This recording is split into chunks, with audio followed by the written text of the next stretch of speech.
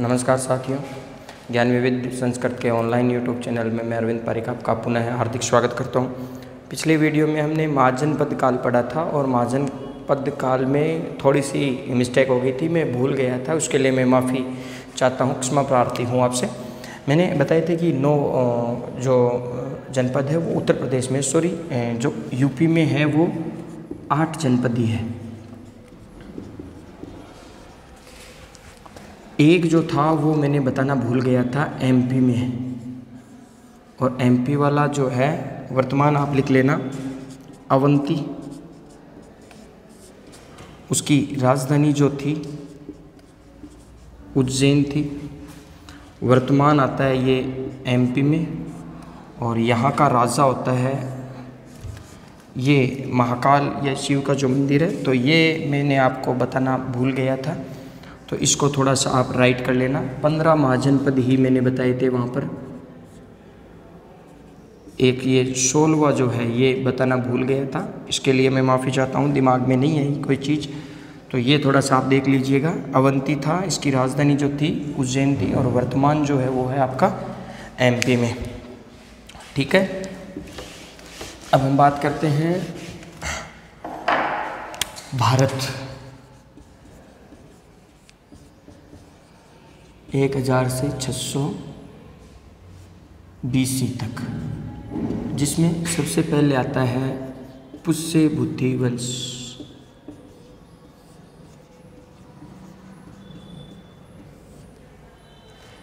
देखो, इससे पहले हमने चर्चा की थी जब आपका वैदिक काल के बाद में धार्मिक आंदोलन आ जाता है। धार्मिक आंदोलन के बाद में 16 महाजनपद आ जाते हैं। 16 महाजनपद का जो प्रमुख केंद्र था वो था मगध। मौर्यों के समय भी यही था, और गुप्तों के समय भी मगध जो पाटलिपुत्र है यही थे मुख्य। मौर्यों गुप्त काल में, और आपका एक वो जनपद 16 महाजनपद।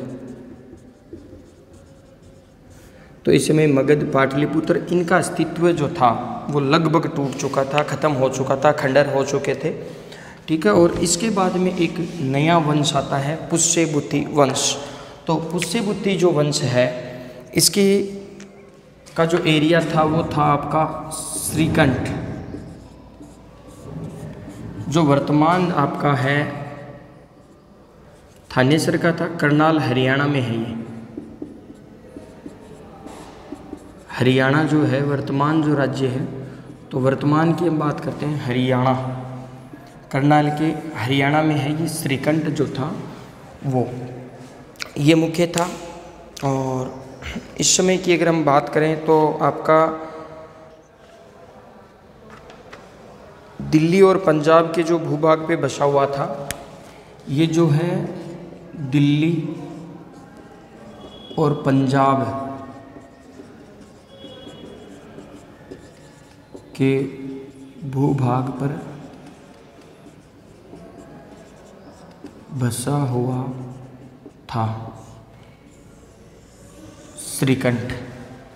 कहाँ पर बसा हुआ था? दिल्ली और जो पंजाब वाला जो एरिया था वहाँ पे ये आपका श्रीकंठ बसा हुआ था।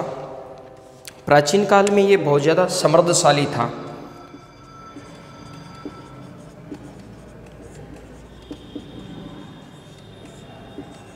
समृद्धशाली था बहुत ज़्यादा उस समय। देखो, पंजाब जो है आज भी अगर हम बात करते हैं तो बहुत अच्छी फसल होती है वर्तमान समय में भी, है ना। तो दिल्ली और पंजाब वाला जो क्षेत्र था वो श्रीकंठ था, और प्राचीन काल में ये अत्यंत जो था आपका समृद्धशाली जनपद था। और इसकी राजधानी जो थी वो थी थानेश्वर या थानेसर। कई किताबों में आपको थानेश्वर आता है, कई किताबों में आपका थानेसर आ जाता है। तो ये थी, और ये वर्तमान जो है आपका कहाँ पर है? वर्तमान जो है करनाल हरियाणा वाला प्रदेश जो है वो है। श्रीकंठ की जो राजधानी थी वो थी आपकी थानेसर, और थानेसर की वर्तमान स्थिति जो है वो है आपका करनाल, हरियाणा। ठीक है। इस वंश का संस्थापक जो था वो पुष्यभूति था।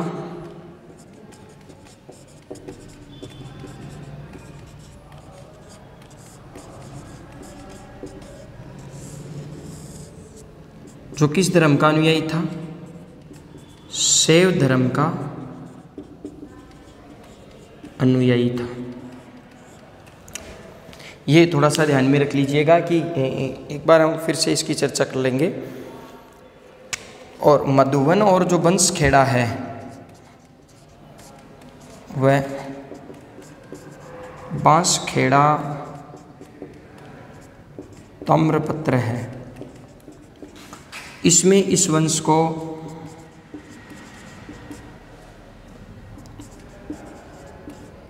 वर्धन वंश कहा है। वर्धन वंश कहा है। ठीक है।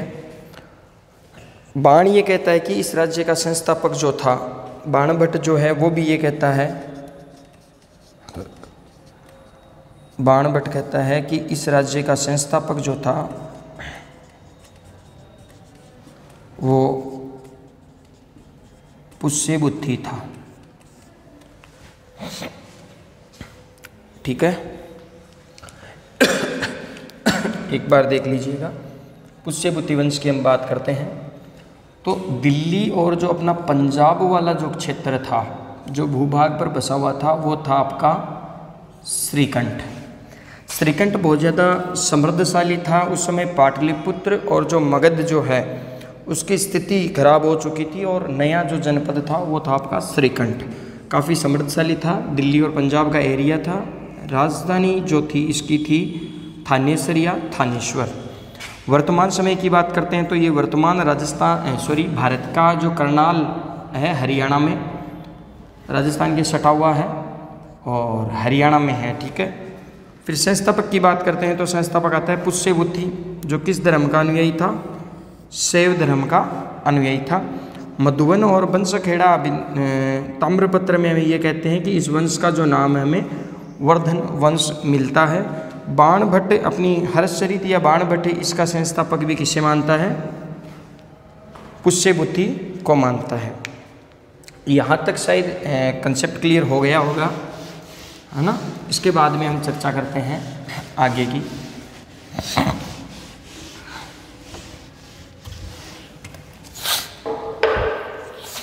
वेनसांग जो है वो वर्धन वंश की जाति। वेनसांग एक चीनी यात्री था।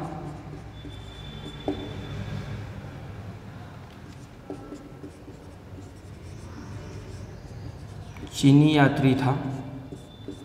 इसकी पुस्तक, इसकी एक वीडियो में केवल एक इसके ऊपर ही बनाऊंगा। पुस्तक थी इसकी CU की। इसे तीर्थयात्रियों का राजकुमार भी कहा जाता है।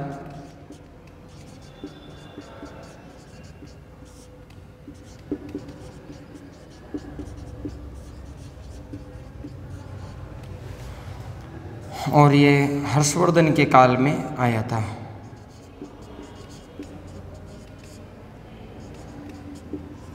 एक बार इसको झिंगा लाला बना दिया जाता था, लेकिन किस्मत इसके अच्छे थे, तूफान आ गया था, बच गया था, किस्मत अच्छे थे। वेनसांग चीनी यात्री था। मूल नाम इसका युआन चुआंग माना जाता है। इसकी पुस्तक जो थी वो CU की थी और ये बौद्ध धर्म का महायान शाखा का मतानुयायी था। बौद्ध धर्म की महायान शाखा का।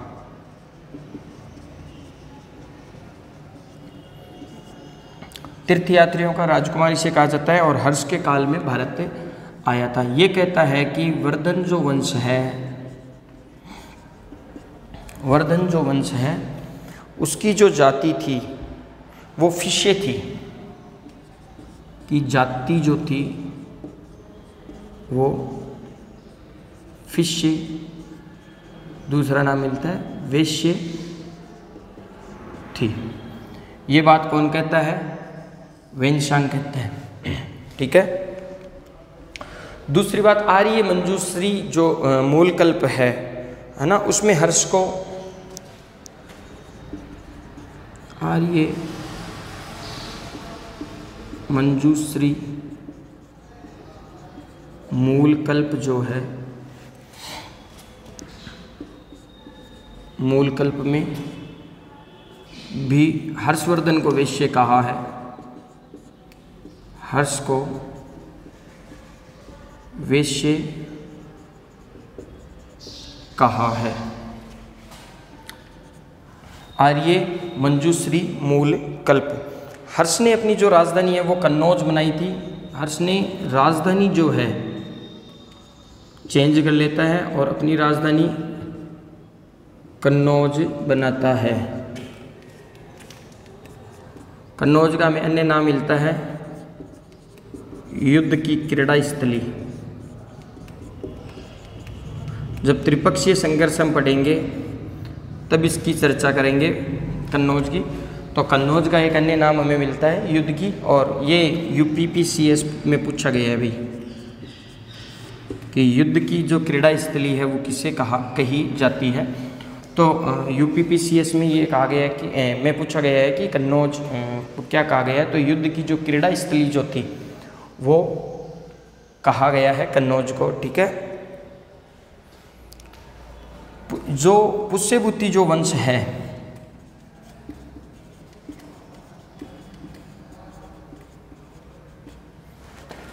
इसकी जानकारी हमें 3 भागों में मिलती है।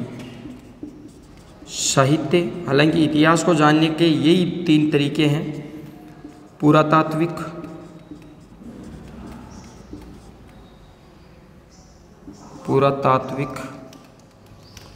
और आपका विदेशी यात्रियों का विवरण। विदेशी यात्रियों के विवरण की अगर बात करते हैं तो सबसे पहले जानकारी देता है वेनसांग। पुस्तक बताई थी अभी मैंने आपकी इनकी सीयूकी में। अंतिम रूप से चीनी यात्री, दोनों ये चीनी होते हैं। पहला चीनी यात्री है, ये प्रथम चीनी यात्री है,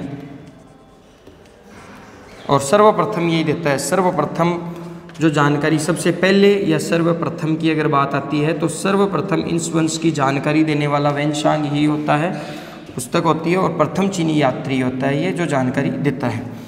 अंतिम होता है आपका इतिसिंह। इसके अलावा एक व्यक्ति और देता है अपने साहित्य में, वो होता है मातवालीन। ये भी चीनी यात्री होता है, ये भी चीनी यात्री है। अंतिम अगर पूछ ले कि वर्धन वंश की सबसे सर्वप्रथम जानकारी देने वाला चीनी यात्री कौन सा था, तो सबसे पहले जानकारी देने वाला चीनी यात्री आपका होता है आपका वेनसांग, और अंतिम जो होता है वो होता है आपका इतिसिंह। और इसके अलावा अगर बात पूछ ली जाती है तो आपका मातवालीन जो था वो देता है। ठीक है, अंतिम इतिसिंह था। और अन्य मातवालीन एक पुस्तक और मिलती है, शेकिया फेंगची। शेकिया फेंगची पुस्तक है ये, जिसमें भी हमें वर्धन वंश की जानकारी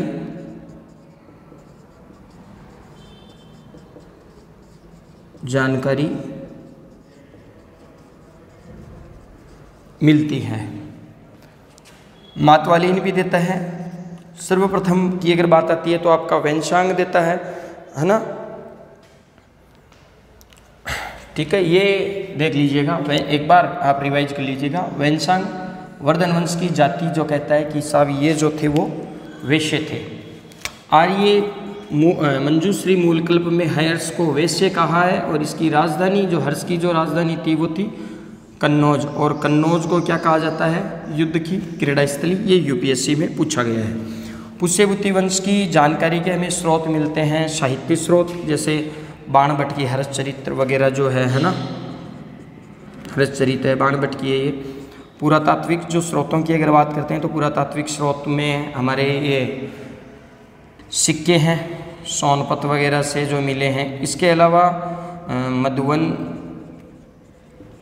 व ताम्रपत्र, मधुवन और बांसखेड़ा जो है, ताम्रपत्र जो है, इनमें जानकारी मिलती है। विदेशी यात्रियों का अगर विवरण की बात करते हैं तो सर्वप्रथम हमें जानकारी मिलती है वेनसांग से, जिसकी पुस्तक है सीयू की, और चीनी यात्री था। देखो यहाँ देख लीजिएगा, पुस्तक सीयू की, चीनी यात्री था, बौद्ध धर्म की महायान शाखा का ये अनुयायी था। इसे तीर्थ यात्रियों का राजकुमार कहा जाता है और हर्ष के काल में भारत आया था। इसके अलावा अंतिम रूप से पुष्यभूति वंश की जानकारी देने वाले होते हैं इति सिंह, अंतिम रूप से। इसके अलावा बीच में अगर बात की जाती है तो मातवालीन देता है, और एक सेकिया फेंगसी, ये पुस्तक आप लिख लीजिएगा, ये भी वर्धन वंश की हमें जानकारी देता है। ठीक है, ये था। अब पुरातात्विक स्रोतों में इसकी वंशावली जो है उस पर हम चर्चा कर लेते हैं। पुरातात्विक स्रोतों में आपका बांसखेड़ा अभिलेख है, उसके सिक्के हैं, और आपका मधुवन जो ताम्रपत्र है, दोनों हमें यूपी में, उत्तर प्रदेश से मिले हैं। मधुवन भी यूपी का है, और बांसखेड़ा, कई किताबों में बांसखेड़ा मिलता है, कईयों में बांसखेड़ा मिलता है, ये भी यूपी में है, दोनों यूपी में। ये शाहजहाँपुर में है, यूपी के शाहजहाँपुर में है। ठीक है, अब पुरातात्विक स्रोतों के आधार पर जो वंशावली है उसकी हम चर्चा कर लेते हैं। पुरातात्विक स्रोतों के आधार पर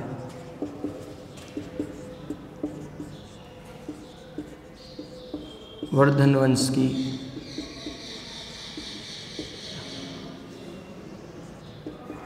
वंशावली।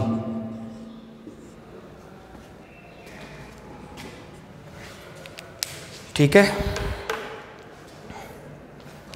वंशावली या शासक, शासक भी हम कह सकते हैं, शासक, प्रमुख शासक।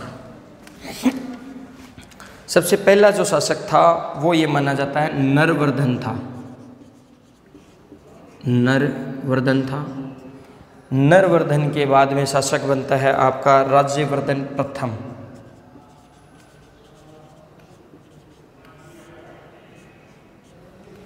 राज्यवर्धन प्रथम, राज्यवर्धन प्रथम के बाद में शासक बनता है आपका आदित्य वर्धन। संस्थापक की हम चर्चा कर ही चुके हैं। आदित्य वर्धन के बाद में राजा बनता है आपका प्रभाकर वर्धन।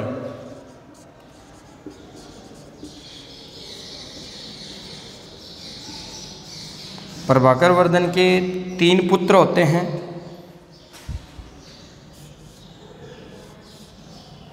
इसका विवाह होता है यशोमती के साथ।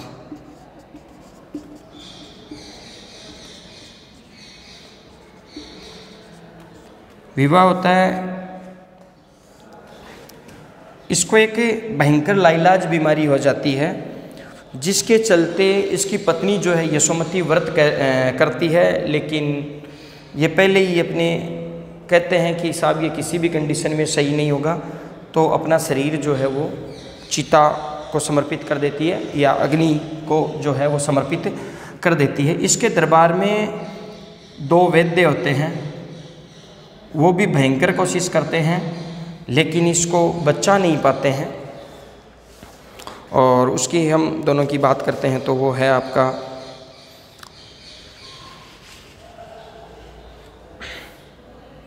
एक तो है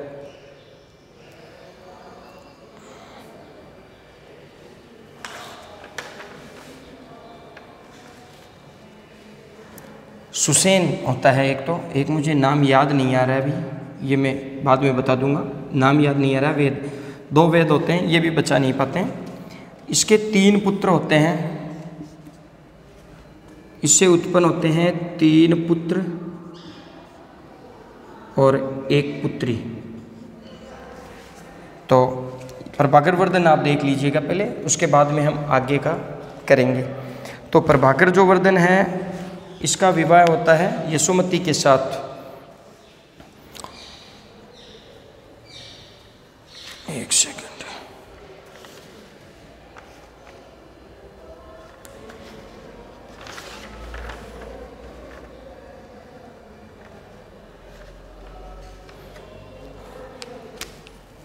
रसायन नाम होता है इसका, सॉरी।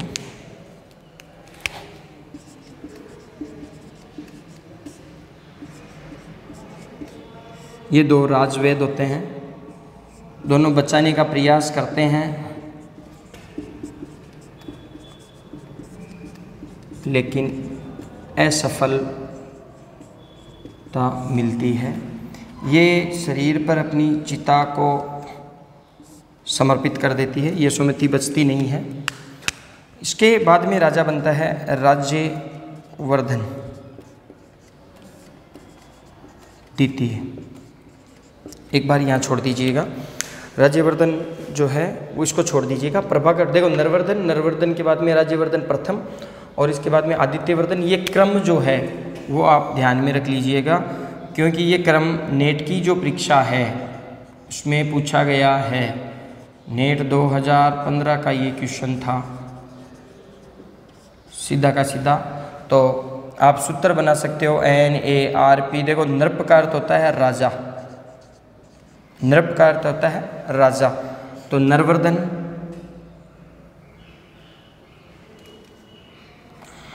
NRAP, नृप कर सकते हो या नृप कर सकते हो। एन का अर्थ हो गया नरवर्धन, आर का अर्थ हो गया राज्यवर्धन प्रथम, एक का आदित्यवर्धन, पी का प्रभाकर वर्धन। पी का प्रभाकर वर्धन के बाद में एक ये राज्यवर्धन द्वितीय आ जाएगा और हर्षवर्धन, दो ही राजा बचेंगे। तो आप ये चारों जो है क्रम जो है वो ध्यान थोड़ा सा रख लीजिएगा।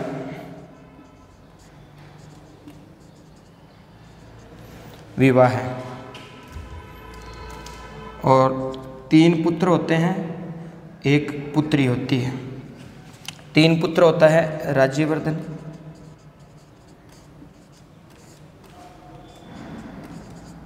हर्ष,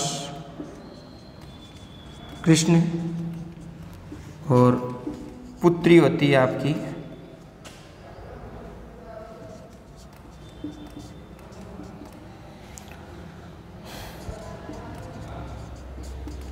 राज्यश्री। राज्यश्री का विवाह कर दिया जाता है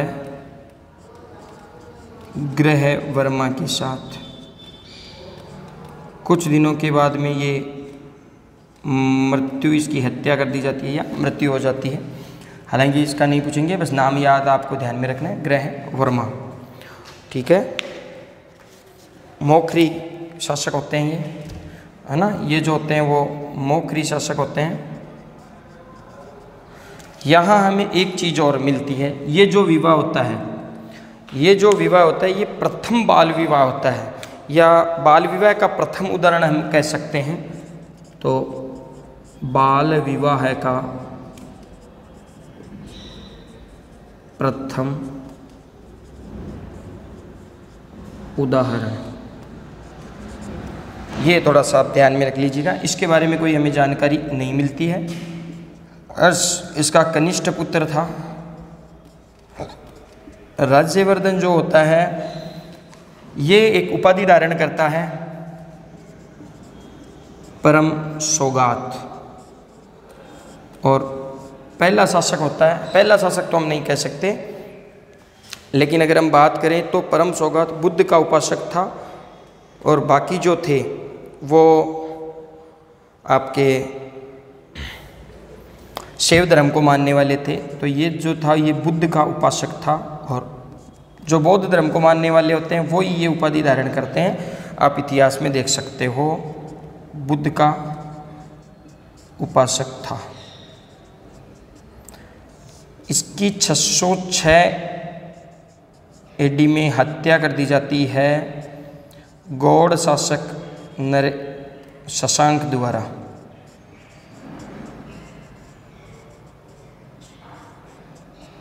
शशांक द्वारा, ये आप थोड़ा सा स्क्रीनशॉट इसका आप ले सकते हो या देख सकते हो। इसके बाद में हम प्रभाकर वर्धन की कुछ उपाधियां हैं, और प्रभाकर वर्धन की उपाधियों के बाद में हम सीधा का सीधा हर्षवर्धन पर चलेंगे अगले वीडियो में। तो एक बार आप देख लीजिएगा थोड़ा सा कि पुरातात्विक जो स्रोत है उसके आधार पर वर्धन वंश की वंशावली या जो शासक है उस पर हम चर्चा करते हैं। देखो ये सूत्र मैंने आपको बताया था, NRAP AP।